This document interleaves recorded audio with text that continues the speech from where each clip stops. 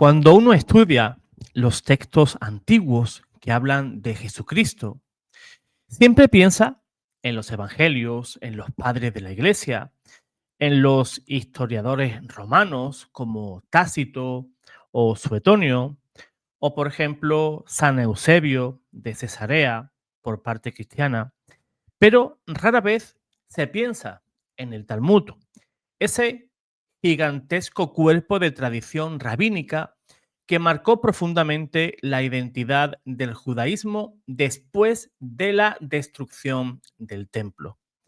Sin embargo, dentro del Talmud aparecen varias referencias, algunas directas, otras más veladas,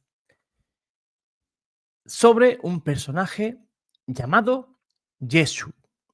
Y durante siglos, muchos estudiosos han visto en esas menciones una reflexión apologética sobre lo que el Talmud dice y lo que no dice sobre Jesús, porque aparece ahí cuál es el valor histórico y cómo entiende la Iglesia Católica ese fenómeno. Lo primero que descubrimos cuando nos acercamos al Talmud es que no estamos ante una obra histórica, ni biográfica, ni narrativa. Es un tejido inmenso de discusiones legales, debates rabínicos, sentencias, parábolas, relatos éticos y comentarios a la ley. Y por supuesto, contiene reflexiones de diferentes épocas. Una parte se sitúa antes del cristianismo, otra siglos después. Pero precisamente por eso, lo que menciona sobre Jesús tiene un enorme interés. No nace de la simpatía, ni de la adoración, ni del deseo de relatar una historia, sino más bien cuando hablan de Jesús, hacen un intento de defensa doctrinal frente a un cristianismo que comenzaba a tomar muchísima fuerza. El pasaje más conocido es el del tratado Sanedrín, folio 43, cara A, donde se dice que en vísperas de la Pascua colgaron a Yeshu y que durante 40 días se anunció su condena por hechicería y por seducir a Israel. Cuando uno lee esas palabras, incluso desde la distancia, resuena un eco que nos lleva directamente a los santos evangelios. La acusación de hechicería ya aparece en los evangelios, por ejemplo, en el de San Mateo, cuando algunos fariseos, incapaces de negar los milagros de Jesús, afirmaban que actuaba por poder del demonio. Ahí está. Siglos después, esa misma lógica reproducida por los rabinos. No pueden negar esos milagros, no pueden negar que hacía obras extraordinarias. Así que, como no podían negarlo, pues intentaban atribuirle una fuente maligna para justificar su rechazo. De manera involuntaria, el Talmud reconoce que Jesús realizó hechos sorprendentes. Y el Talmud, por ejemplo, usa un lenguaje bastante feo para referirse a Jesús y lo llama colgado, expresión que en el lenguaje rabínico antiguo podría equivaler a crucificado. Es una coincidencia extraordinaria y sin querer confirmarlo, lo confirman. Pero no es el único pasaje. El Talmud menciona también historias en Sanedrín, en el folio 107, y en Sotá, en el folio 47, sobre un discípulo rebelde llamado Jesús, que vivió siglos antes de Cristo. Muchos estudiosos coinciden en que aquí no se trata de Jesús de Nazaret, sino de un personaje distinto cuya memoria fue reinterpretada para polemizar con el cristianismo. Esto demuestra que los rabinos no estaban buscando precisión histórica, estaban moldeando relatos para defender su identidad religiosa. No estaban escribiendo biografía, sino controversia. Aparece también el famoso apodo Yeshu ben Pandera, usado para ridiculizar la concepción virginal de María. ¿Por qué? Porque ahí está diciendo que Yeshu ben Pandera era hijo de un soldado romano. Yeshu ben, o sea, Jesús, hijo de Pandera. Pandera se conoce como un soldado romano que de fuentes apócrifas y también el Talmud apoyan que María pues tuvo relaciones con un soldado romano y de ahí, de esa relación, pues nacería Jesús. O sea, están hablando de un hijo ilegítimo, están negando la obra de Dios. O sea, el Espíritu Santo cuando se posó sobre la Virgen María, están negando la obra de Dios, ¿verdad? Y la encarnación del Verbo, aquel que nos trajo la salvación. Pues ese es el eco rabínico de esa burla pagana que también recogió Celso en el siglo II. Y cuando uno reflexiona en profundidad, comprende algo, ¿no?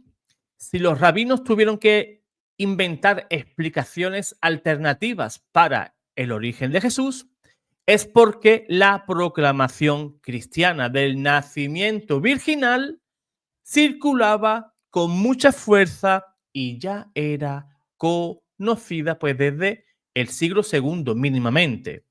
La caricatura confirma la existencia previa del anuncio. El insulto confirma la existencia del sujeto. Pero quizás la pregunta más importante no es lo que dice el Talmud, sino por qué lo dice. Los rabinos escribieron bajo una enorme presión histórica. Imagínense, el templo de Jerusalén destruido, el pueblo disperso. El cristianismo pues estaba cobrando fuerza y estaba creciendo. Y numerosos judíos reconocían a Jesús como su Mesías. Imagínense. Vamos a intentar hacer ese esfuerzo y tratar de entender el contexto histórico y religioso de aquel momento. Los judaizantes, los judíos, los rabinos, pues estaban muy, pero que muy preocupados por ese fenómeno que comenzaba a tomar fuerza, ¿verdad? Ese cristianismo que surgió desde los mismos judíos, ¿verdad? Y en Tierra Santa. Y ese cristianismo, impulsado por nuestro Señor e impulsado por el Espíritu Santo, pues cobraba fuerza, ¿verdad? ¿Y qué hacían? Estaban muy, pero que muy preocupados por el crecimiento del cristianismo. Pues bien, ante ese contexto, el Talmud sirvió como una especie de muro doctrinal. Por eso, sus menciones a Jesús no son neutrales, ni históricas, ni serenas. Son respuestas defensivas. Son reacciones ante un cristianismo creciente. Son intentos de explicar por qué parte del pueblo se alejó del judaísmo rabínico para seguir a Cristo nuestro Señor. Y aquí aparece algo que me impresiona profundamente. El Talmud nunca, jamás niega que Jesús existió. A pesar de ser bastante duro con los cristianismos, con el cristianismo, con los cristianos, a pesar de que se sentían amenazados por esa nueva religión que surgía, jamás negó la existencia histórica de Jesús. Jamás afirma que fuera un mito. jamás dice que eso fuera un invento de alguien. Todo lo contrario. Lo presenta como alguien lo suficientemente real, lo suficientemente influyente y lo suficientemente perturbador, entrecomillado, como para que su figura requiriera una respuesta rabínica firme. Y ahora bien, ¿cuál es la postura de la Iglesia Católica frente al Talmud? Pues la Iglesia considera el Talmud como lo que es, un texto religioso judío, complejo, histórico, importante para entender el judaísmo, pero no una fuente que tengamos que usar para conocer a Jesús. Ni apoya sus afirmaciones negativas, ni las considera autorizadas. Los papas más actuales, contemporáneos, como San Juan Pablo II, Benedicto XVI y también el Papa Francisco, han insistido en que el Talmud debe de ser leído dentro de su contexto de polémica y tensión con el cristianismo naciente. La Iglesia no siente miedo ante esos pasajes porque sabe que no son descripciones históricas ni reacciones doctrinales filtradas por siglos de conflicto. No tienen autoridad sobre la identidad de Cristo. No son una amenaza a la fe, aunque muchos traten de usar el Talmud para desprestigiar el cristianismo y desfigurar la figura de Cristo. Pues bien,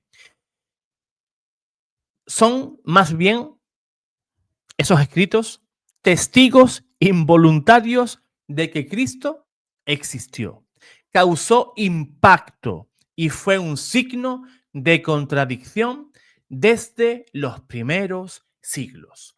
Por eso, muchos historiadores, incluso los no creyentes, afirman que las referencias a Jesús en el Talmud son antihistóricas.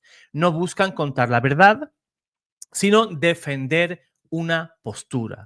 No retratan a Jesús tal como fue, sino tal como los adversarios necesitaban presentarlo para justificar ese rechazo. Pero aún así, las referencias contienen detalles que indirectamente apoyan el testimonio cristiano. Por ejemplo, que Jesús hizo obras poderosas, hizo milagros, aunque ellos digan que lo hizo pues usando magia, usando el poder de las tinieblas, usando el demonio. Pero ojo, no la niegan. Niegan el origen, ¿verdad? Y eso mismo condenaba a Jesús. Decía que una casa dividida contra ella misma no podría subsistir, porque podemos ver en los pasajes evangélicos cómo los fariseos, cómo los religiosos de aquel tiempo acusaban a Jesús de hacer tales obras con el poder de Belcebú, del demonio, ¿verdad? Tampoco el Talmud puede negar que Jesús fue ejecutado en Pascua, que tuvo discípulos, que causó un movimiento interno dentro del judaísmo. Recuerden, los apóstoles eran judíos. San Pablo era judío, criado a los pies de Gamaliel. Y los líderes religiosos de aquel tiempo sintieron la necesidad de responder de una manera contundente. ¿Cómo? Desprestigiando la figura de Jesús. Y sobre la visión del cristianismo, el Talmud lo presenta como una secta peligrosa, como una desviación, como un movimiento que sedujo a muchos judíos. Y eso revela la preocupación real que existía. Los rabinos no veían el cristianismo como un problema menor, sino como una fuerza espiritual que se extendía y que ponía en cuestión la interpretación rabínica de la ley. Desde mi fe católica, contemplar estos textos no me escandaliza, me confirma. Me confirma que Cristo fue real, es un personaje histórico, de eso no cabe duda. Me confirma que su impacto fue tan profundo que ni sus adversarios pudieron ignorarlo. Me confirma que los mismos ataques que recibió en vida, mago, seductor de masas, blasfemo, reaparecen en el Talmud siglos después. Pero también me confirma que la luz del Evangelio no pudo ser apagada aún con esos ataques y que, a pesar de toda controversia, el nombre de Jesús no desapareció del debate rabínico, seguía vivo, inquietante, provocador, presente. Y al final, cuando uno lee esos pasajes, no encuentra un Jesús histórico, sino encuentra a un Jesús temido. No un Jesús desconocido, sino un Jesús que incomodaba. No un Jesús ficticio, sino un Jesús que dejó una huella tan profunda que obligó a sus adversarios a responder durante siglos. Para mí, esa es la mayor prueba indirecta que ofrece el Talmud. Cristo dividió la historia en dos, transformó vidas y obligó a todos, a creyentes, paganos, judíos, rabinos y emperadores, a pronunciarse sobre él.